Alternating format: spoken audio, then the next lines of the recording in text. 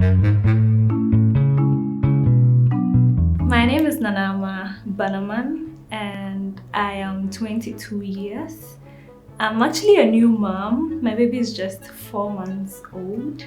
Yes, and I'm also a lifestyle and food vlogger. I have a YouTube channel. I'm a Banaman. Yes, so basically that's all I do for now. Finding out being pregnant.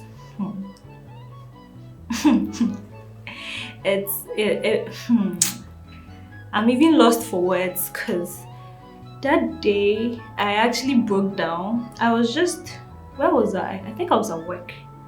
Yeah.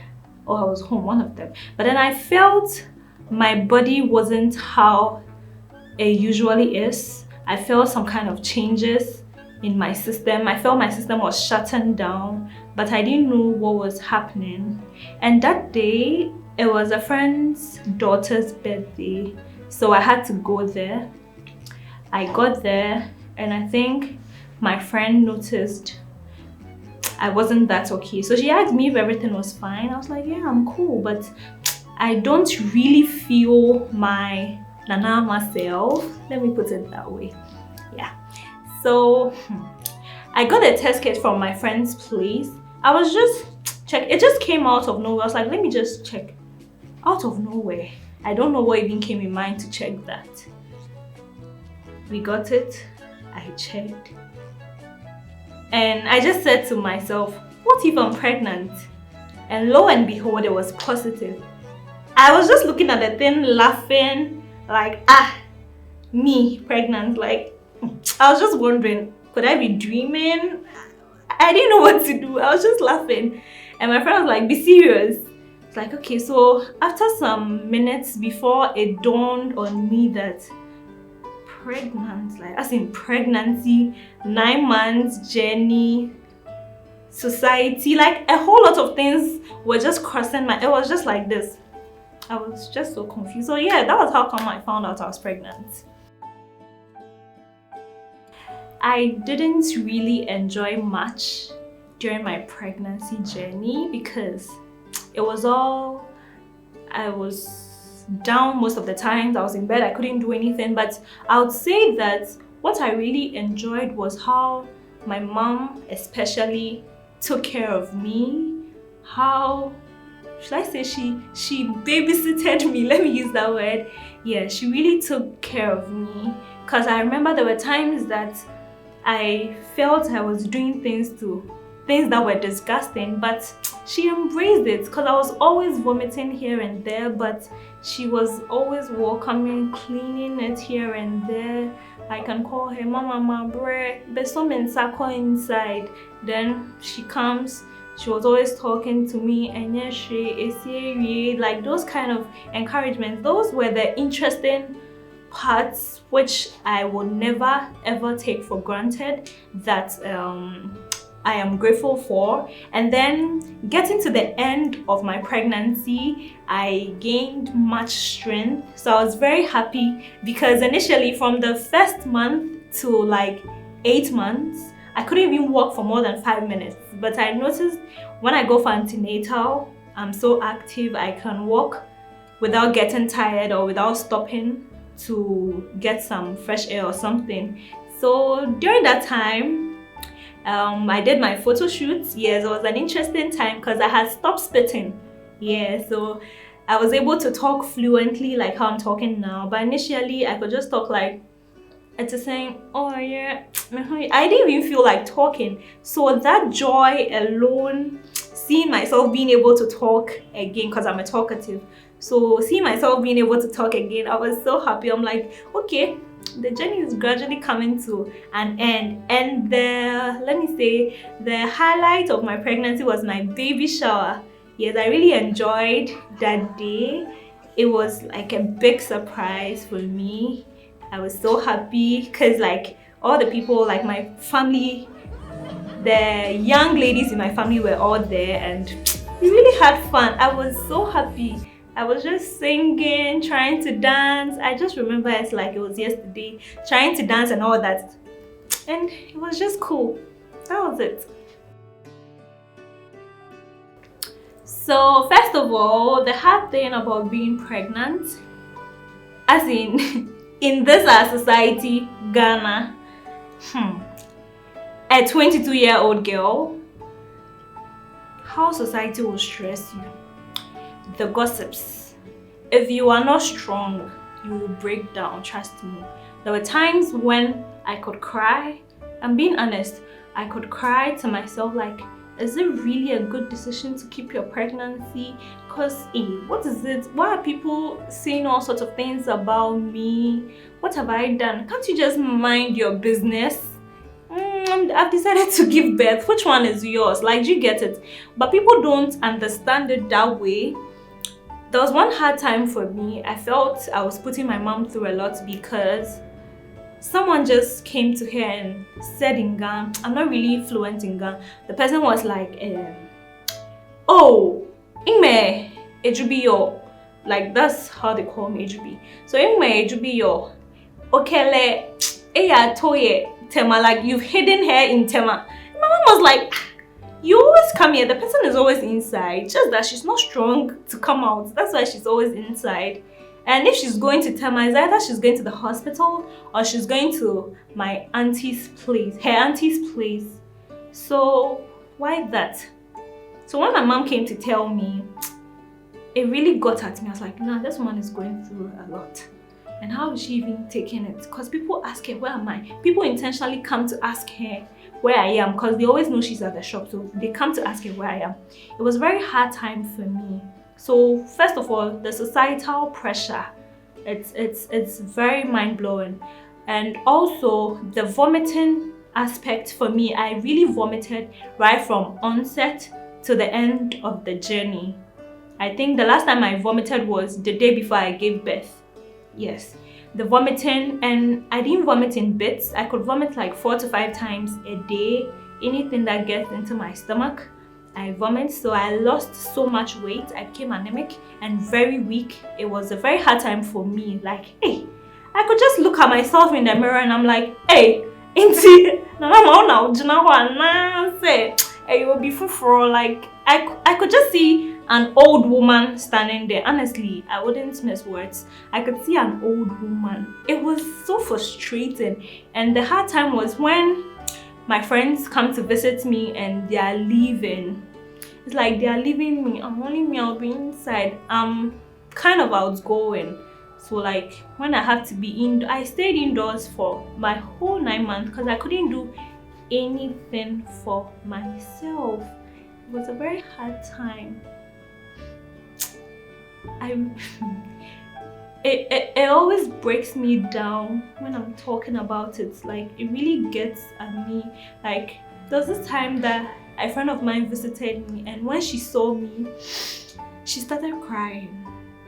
She just saw me and she started crying, and I started crying too. She was like, why are you looking this way? Initially, she didn't know I was pregnant.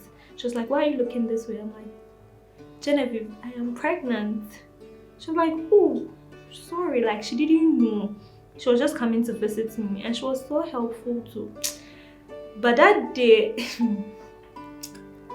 let me just leave it here, because if I continue, I don't know, I might wet all the tissues here, because it's a hard time. Like, you get it. It was really a hard time for me. Like, I just couldn't cope. I just couldn't cope. I couldn't do anything. I couldn't go out to shoot my YouTube videos. I couldn't do anything. I was just helpless. I was just helpless. I didn't know.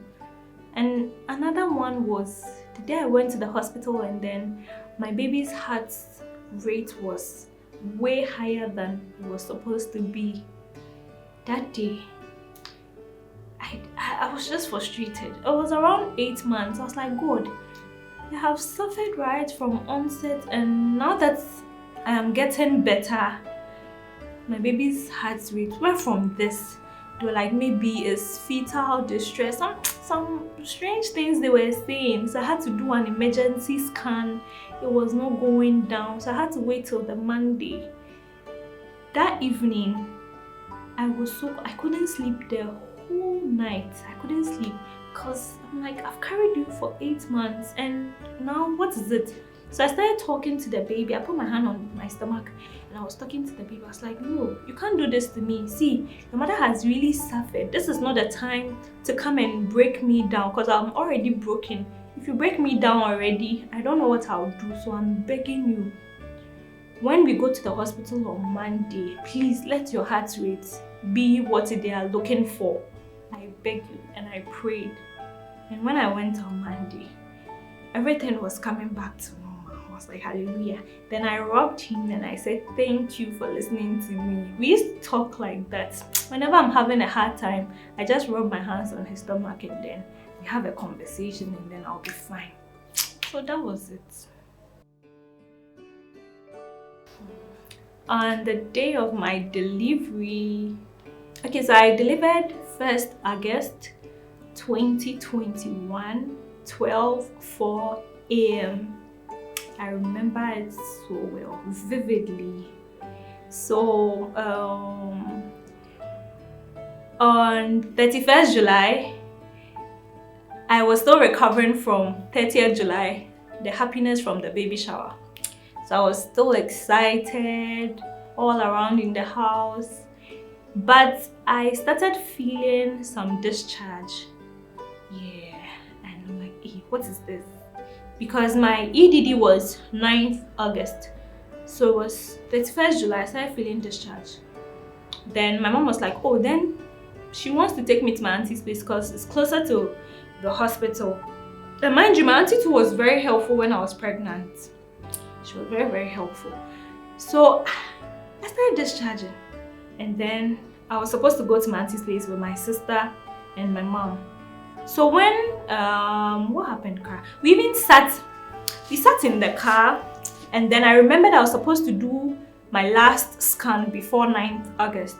So we went to the clinic where I normally run my scan. We got there, we did the scan, and then I was interacting with the doctor. So I asked her that, oh, how far am I?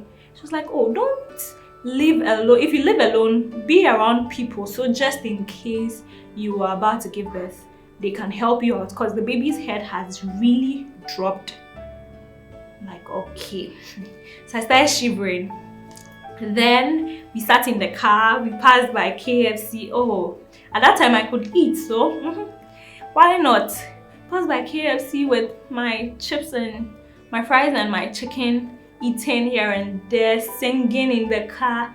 I was so excited, but part of me was a bit frightened, but I was so excited. So we got to my auntie's place, and with my suitcase, when you're going to give birth, there are things you're supposed to buy. So with everything, I was like, okay, let me just be with her so that in case I give birth any of the days, yeah, I'm close to the hospital. I was at my auntie's place around 5. We were talking. We were all okay. Around 10. And then I felt this sharp pain. I have never ever felt that pain in my life. Hey! It's like when you're a corona, if you'll be this kind, like just imagine it. It felt like I don't know, but it felt so weird, like an egg has fallen into my abdomen, and the pain started. Initially it was very faint, but it was painful. So I was like, there's something going on. Then I called my auntie that, let me see. I said, baby, my ass you. She was like, maybe our time, me sure. Maybe our time. I was training. So I was cool, relaxing and all that. Then the pain came again. Hey, and it came again. Now it was coming a bit faster. By that time, my mom had left, but my sister was there. So I called my dad that he should bring me kelewele. My dad, mind you, he used to supply me kelewele and sausage when I was pregnant, and Fanta. Those were some of my favorite stuff. So I was like, Daddy, as usual, me pe kelewele. So immediately he brought it, and the pain was getting so intense that I couldn't eat the kelewele. Like me of all people, that my middle name is food. I couldn't eat the kelewele. I was like, nah, this thing, I'm sure it's my time. So we're there, 11 o'clock.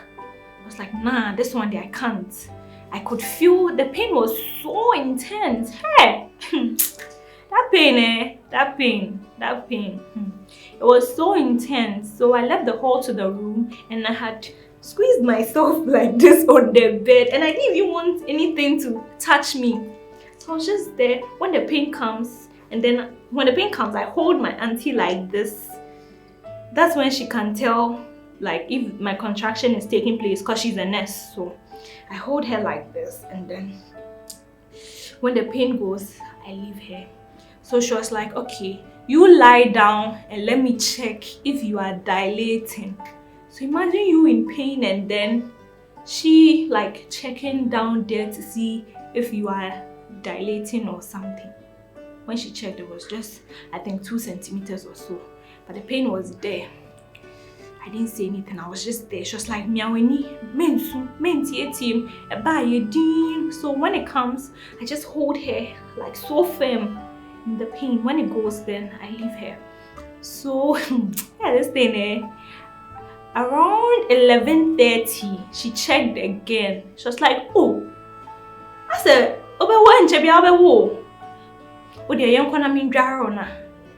we went to the bathhouse and she bathed me with very hot water. I said, hot one, like hot one. And then immediately I could see the baby moving in my body. Like I could see, you see, normally when you're pregnant and yeah, like the baby is grown now, like when they move, you can see the movement on your tummy. So the baby was just shaking in my stomach. I felt he could also feel the hot water on my stomach. So we quickly went back to the room. She dressed me and all that. Then she called my mom that, oh, she feels it's my time. So she's taking me to the hospital with my sister. Then my parents came. No, my mom came. My dad came later. So we went to the hospital and even how to even walk to the car to sit down for us to go to the hospital. It took me forever. Sitting in the car too.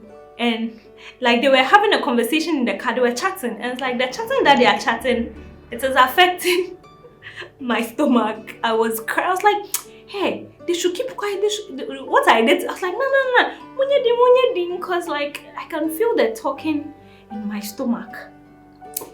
We got to the hospital and my partner was already there. We got there. How to walk into the hospital too was another journey. So finally, I got there. My mom and everybody was outside, but I was inside with my auntie and my partner. And it was time. The nurse checked. I screamed one. My auntie was like, nah, me and you didn't for sure. The nurse checked. Oh, 8 centimeters. Inti yebe movie wako other bed no. Inti nante ko. Hey, they're walking alone, you people. I went to lie down quietly. I was like, I want to misbehave because I don't want any shouting from any nurse or anything. So I want to misbehave. I laid down quietly. I had still squeezed myself. I'm sure if I was posing by now, it would have been a pose like this. I squeezed myself. Hey, can I even do this? Can I do this? Can I do this? I just prayed. I was like, God, give me strength to me. You know that I cannot do this thing. Just give me strength. I beg you. Give me strength, God. I laid down. They came to check again. They're like, it's time to push. And then they rolled the bed in front so that I can be a bit upright. Then I raised my leg. Then you put your 2 hands in between your thigh and your leg. Yeah, then you come up a bit. Then when they tell you to push, you push. So you push when you are contracting. That's when you're in pain. So you push when you're in pain. Like the first one, I should push. I tried my possible best because I was in a hurry to leave there. I didn't even like the environment. Not that it was a bad environment, it was a very good environment, but I just didn't like pregnant people, like those kind of stuff. So push the first one, I pushed with all my strength. Hey, the baby's not coming. Second one, I pushed with all my strength. The baby's not coming. Hey, you people. And it got to a point, I just said, mean to me. I just remember how I was so tired and like I was just giving up. I was like, mean to me. The nurse was like, hey, what about pass? I'm not sharing, mommy, Miss Row. I was like, okay. Then my auntie gave me Vim. She gave me Vim. Then I started pushing. So my partner was also on the side.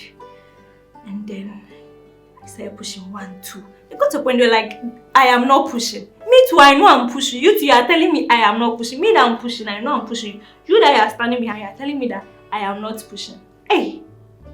Then they were like, the pushing is just taking effect in my mouth. So I should shut my mouth like this and then push. And me, when I'm in pain, you can see it from my eyes. My eyes will speak everything. So my eyes just looked tired, like giving up, aggressive, but trying to do it, but it's not coming. Then I pushed very hard. Then I just heard the nurse say, "Oh, Trinity Evo." Aye, that gave me the vim. That was when the vim came. Immediately I heard Trinity Evo. I was like, finally, this baby wants to come. I gave my last shot like this. I pushed very, like, I was so aggressive with it. I pushed so hard and the baby came with force and speed. Just came like that. And all of a sudden, my stomach went back to normal. And it's like, I saw the baby, I'm so happy, and I've forgotten my pain. I was like, there and there, I have forgotten that few minutes ago, I was in trauma. I just saw the baby and they asked me, is it a boy or is it a girl? I was like, it's a boy. I just looked at the baby, I was so happy, Hey, I was so happy. Seeing my baby for the first time, you guys, it was one of the best feeling ever. No, it wasn't. So far, that's my best feeling ever. I was like, oh, I love you. I said it in my mind. I love you. See, you're so handsome. I love you with the love of God. Oh, God bless you. Hey, look at your face. I was just saying all these things in mind. I was like, did I just do this? Hey, this whole baby coming from me. Is it my baby? Hey, am I someone's mother? Hey, my baby. Like, for me, my property, my responsibility.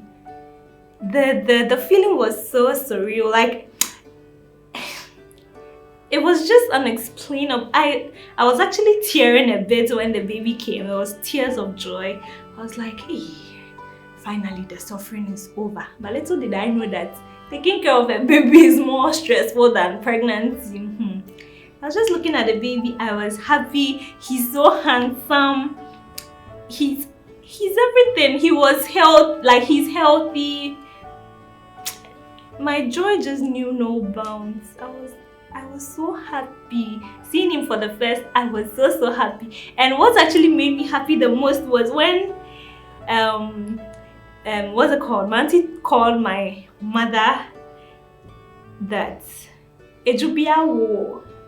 She was so excited. She was with my dad on their way home. They were so excited. They're like, she's done. Like, they were so excited. My sister also called in. Wow. Not knowing, my sisters and my cousins were actually praying for me at home. So when they called, Efeku didn't sleep. She was always calling because she wasn't with us at the hospital. So when she said, Ejubiawo, and I was like, Ejubi, that is me. Mawo, I've given birth. Like, God. I was so happy. I was so excited. It was fun. It's a nice feeling. I pray every woman gets this kind of blessing. It's a nice feeling. And when they put the baby on my chest for that skin to skin thing, I just felt, this is from me. Like, this is mine. This is mine. It's for me. Like, I was very, very happy. That was it. Initially, I didn't have an idea of a whole lot of things, but during the pregnancy journey, I was reading a lot because I was home all the time. So I was always reading. I was always on one app to the other, roaming on Google. Hey, Google has really suffered in my hand. I was always like trying to learn a lot just to be safe, to know what I'm doing. I really know what I'm doing, like taking care of my child. Like, I know what I'm doing and I know it is God's plan for me. Even if it's not, I know God has a purpose for why everything happened. Because I never ever thought I'd be pregnant around this time. And being pregnant has really given me a different mindset about life, has really made me mature more than how I used to be, and it has really done a lot to me. Like, I really know what I'm doing. I really do. I really, really do. My body, God being so good, I just have a little stretch marks. It's even faint. I still look the same. People are even saying I look prettier. Thanks be to God. No workouts, no nothing. I'm just there, always eating, but thanks be to God. I think because I lost so much weight, I lost weight drastically. I lost so much weight from the early stages. So I think I'm now gaining it after I've given birth. I used to be size 8. I can still wear some of my size 8 dresses. And I can also wear size 10. I have not changed. My hair grew longer. I wish I could show you guys my natural hair. My natural hair is so long and very thick. Yeah. Till now, that's my face. My skin is not as nice as before. But after I gave birth, my skin was so neat. Like, I've not changed. I think I look better than initially. Yeah. So my baby is Samuel or Leslie. So Sam Leslie. So, but I normally call him Kwesi. Kwesi is always hungry. Kwesi always wants to eat something. Like, do you get it? He's always hungry. And hunger makes kids cry. So that makes him a crybaby because he's always hungry. He always has the urge to suck. So he can wake up a lot of times before 6 o'clock in the morning just to eat. But immediately you feed him and pamper him small, rub your hand in his head, oh, he'll sleep again. Yes, he really loves to eat. And because of that, it bothers my sleep a lot. I like to enjoy my sleep. But since I gave birth, I have not really had a good sleep since I gave birth. Because there are times when I'm so tired, I want to sleep. That is when he will also start doing he's saying, because he can't see mommy is also tired. Sleep and let me sleep because he will not sleep. It really bothers me a lot. I'm not really getting enough sleep at all. Because whenever you grow to see this video, know that you punished mommy by starving her of her sleep. Is that the right English? Starving her of her sleep. Depriving her of her sleep. Yeah. Hey, when Kwesi sleeps, around the time he sleeps, I'm also not ready to sleep. But there's this cliche that sleep when your baby sleeps, sleep when your baby sleeps. That thing there, it doesn't work on you people. That thing doesn't work. The time your baby's asleep, around that time, probably you have to like do something. Maybe you have to wash his stuff, wash your, like you have something else to do. Do you get it? So after the time he's sleeping, you quickly want to finish that and sleep. But immediately you finish that and you put yourself to bed, that is when he'll be awake. Because he sleeps like 10 minutes, 10 minutes. If he's on your hand, he can sleep like 30 minutes. But immediately you put him down, then it starts. So when he's sleeping, I try to sleep. And my phone too won't allow me to sleep. Because that's at the time I want to sleep. That is when you hear someone calling or someone texting you. And you know how phones can be addictive sometimes. So I just have to check to see what's up. You Bob. That's it. So the first day I gave birth, like the moment with which I gave birth, the breast milk wasn't coming. But the nurses were like, oh, Fama no beba. And this boy has this vigorous sucking edge. Hey! Immediately he holds your breast. You get migraine instantaneously. It's just instant.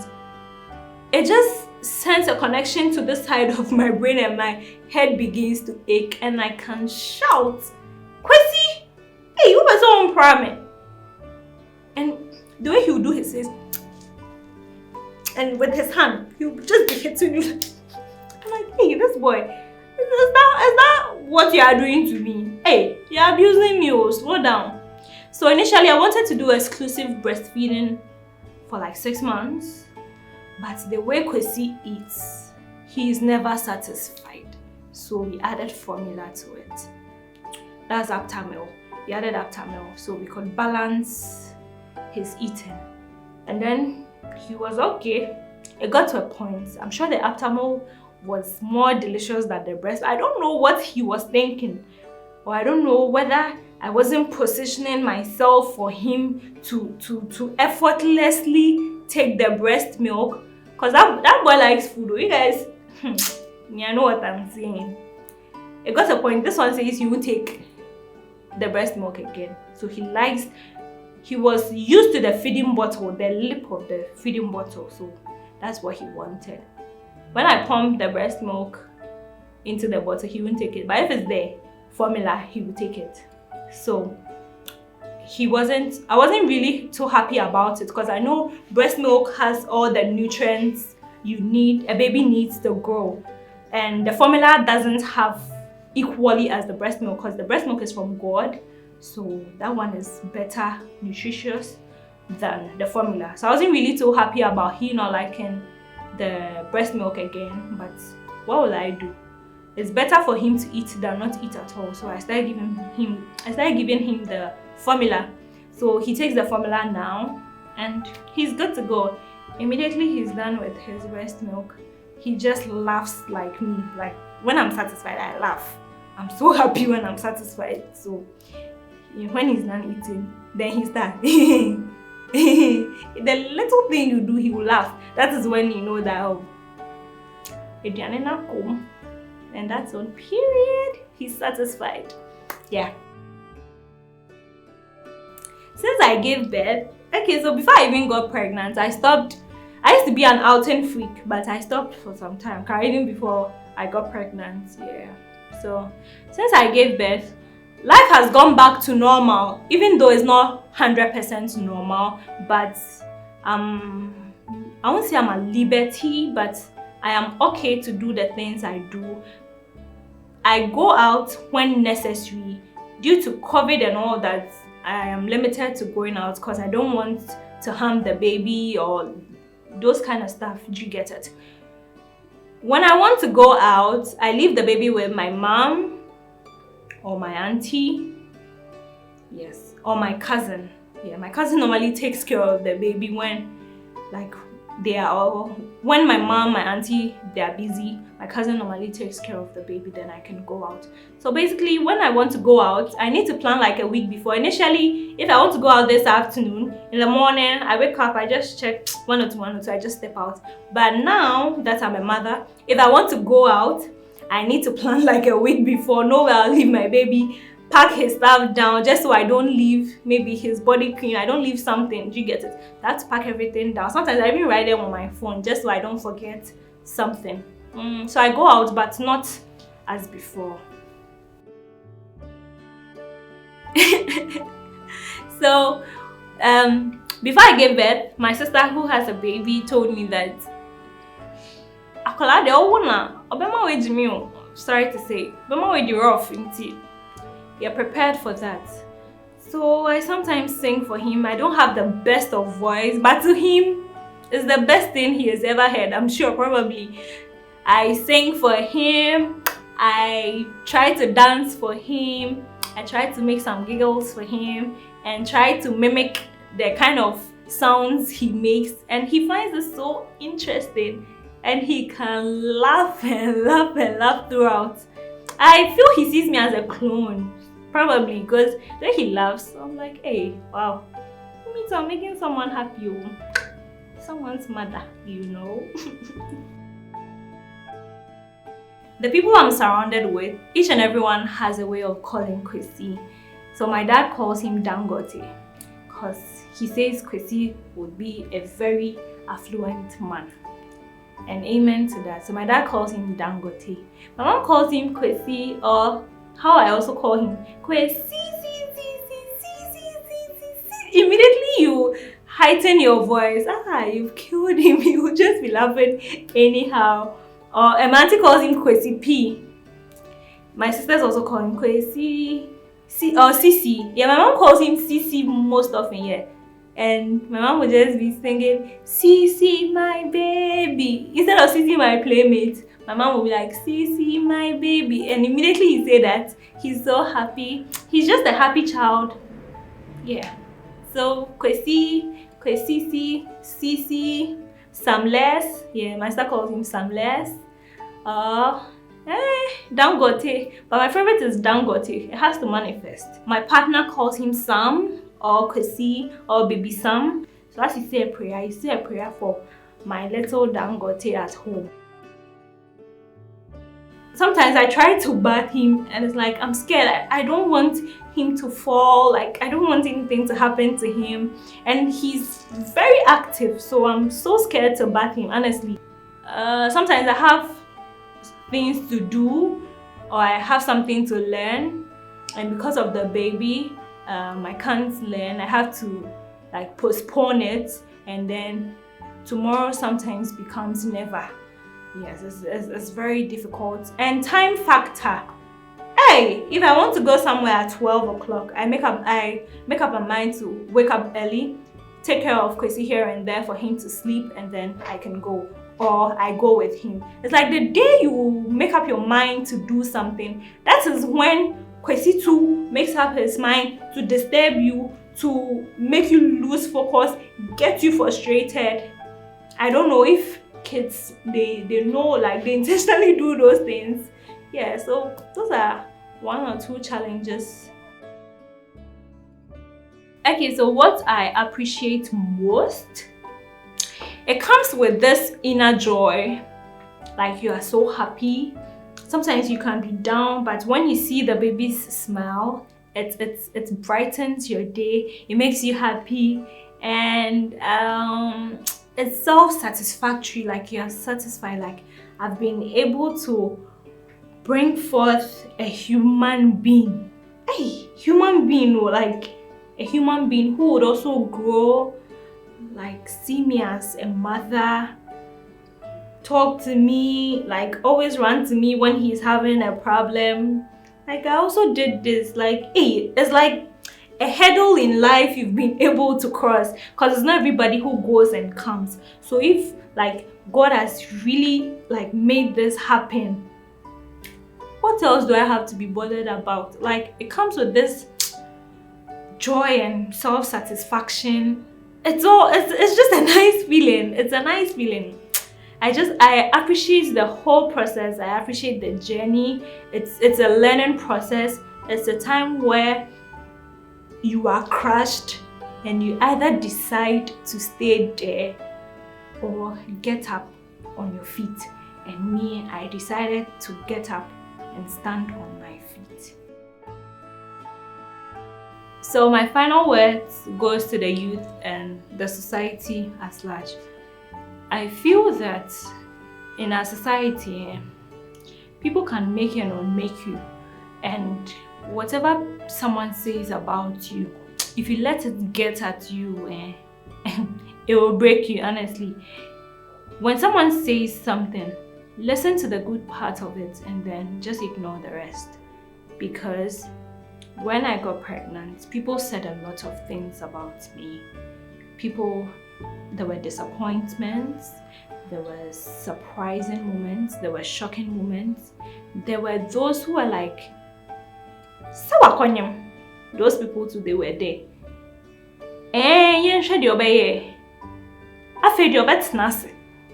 Those kind of people too were there. And there were people who will blast you and then after encourage you. There were a whole lot of people I encountered. There were friends who were hypocrites too. There were friends who were not that close but got closer to me when they saw my it's not a problem. When they saw what I was facing at that moment. There were all sorts of people. So ask me that, which of them did I take? The thing was, when I got pregnant, let me start with friends. When I got pregnant, and there were some people I told, some I didn't tell.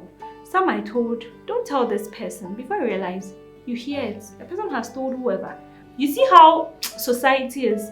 So me, all I would say is that if you say you listen to what people would say, you will never move on in life. When someone says something, you can sit down and analyze it on your own. Yes, how our society is, you have to get married before you get pregnant. But I got pregnant first. It has happened. What am I supposed to do? I have to move on from there. I can't sit and kill myself because of what the society is going to say about me. Our society is so strict in a way that if you don't take time, you might do something to yourself. Do you know that there was a time where I just wanted to die? I won't lie. There was this time I thought it was the work of the devil, but I prayed and I tried to shut that voice talking in my head. There was a time where I just wanted to die and then everything would just come to an end. Then I just have my peace. Like, I used to plan my own funeral in my head. That is how bad, like, in a dark place I was. I used to say that, oh, so by around this time I should have been dead by now. Then around this time I would have been dead. Hey, so when would they even do my funeral? Then how will things go? That is how difficult and like heartbreaking it was.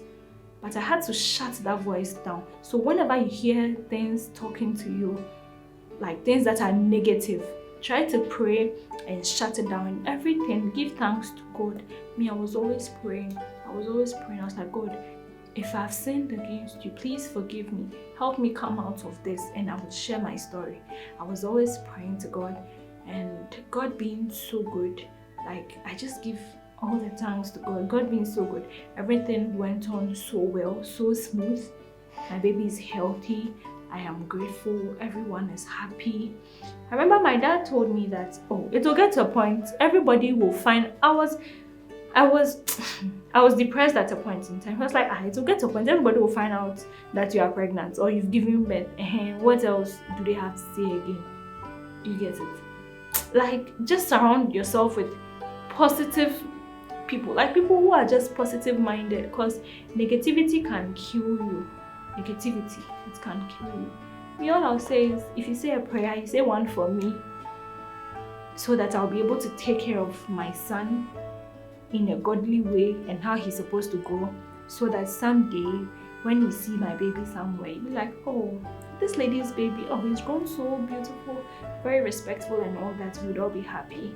So you pray for me, you pray for my son, and you just thank God for my life and the life of my son. Just tell God that I am grateful to him, and I wish I could just give him a hug right now to tell him how grateful I am. Like, I just thank everybody who supported me too as well. My family was so supportive, like everybody, like my friends, just everybody who contributed to me being happy now. I just thank you. I won't mention names so that it wouldn't be like you mentioned this person's name and you didn't mention this person's name. I just thank everybody who spoke to me and made me know that it is just a season and I will get out of it. And I have gotten out of it, and I am so happy to carry my baby around. I'm so happy to say that I am someone's mother. Like, I'm just so happy seeing, I'm just happy. Okay, so basically that's all, and I love you guys. Thanks for the opportunity to share my story with you. I'm so grateful. Bye.